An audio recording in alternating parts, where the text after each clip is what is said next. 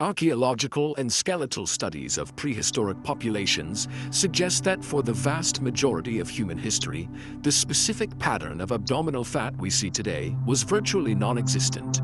To find the source of this shift, researchers from Stanford and Duke traveled to northern Tanzania to study the Hadza. As one of the last true hunter-gatherer societies on Earth, they provide a living window into how human metabolism functioned before the invention of the city or the gym. This chart compares the energy expenditure of Hadza hunters with modern office workers in San Francisco. Despite the Hadza tracking prey for miles and climbing trees to raid beehives, the study found they burn roughly the same amount of energy as a sedentary worker sitting at a desk.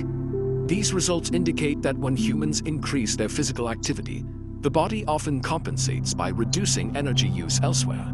If total caloric expenditure is nearly identical across these two radically different lifestyles, then a lack of movement is likely not the primary variable causing modern weight gain. The research suggests that the roots of abdominal fat are found in three specific biological systems that began to fail when humans transitioned away from their ancestral environment 10,000 years ago. The first theft occurred with the agricultural revolution. This shift moved human populations away from a diverse array of wild tubers and seasonal plants toward a narrow, grain-heavy diet based on wheat and rice. The Hadza still consume 100 to 150 grams of wild fiber daily. For comparison, the average modern American consumes only 15 grams. This diagram shows the cost of that fiber loss. Scientists identified 124 species of gut bacteria that have vanished in industrialized populations. When these bacteria are missing, the gut wall becomes slightly permeable. This allows inflammatory signals to leak into the bloodstream, which triggers the body to store fat in the abdomen as a protective response. A second dietary shift followed during the Industrial Revolution, the introduction of refined sugar. In 1700, the average person in Britain ate 4 pounds of sugar per year. By 1901, that figure reached 90 pounds. This schematic tracks the movement of fructose. Because the human liver cannot process these modern quantities of sugar, it converts the excess directly into visceral fat, the fat wrapped around the internal organs. The adoption of agriculture and the rise of industrial processing altered the human gut microbiome, creating an internal environment that favors fat accumulation. The second theft was the loss of the circadian rhythm. Human hormones evolved over hundreds of thousands of years to synchronize with the sun, resetting the body's metabolism every night in total darkness.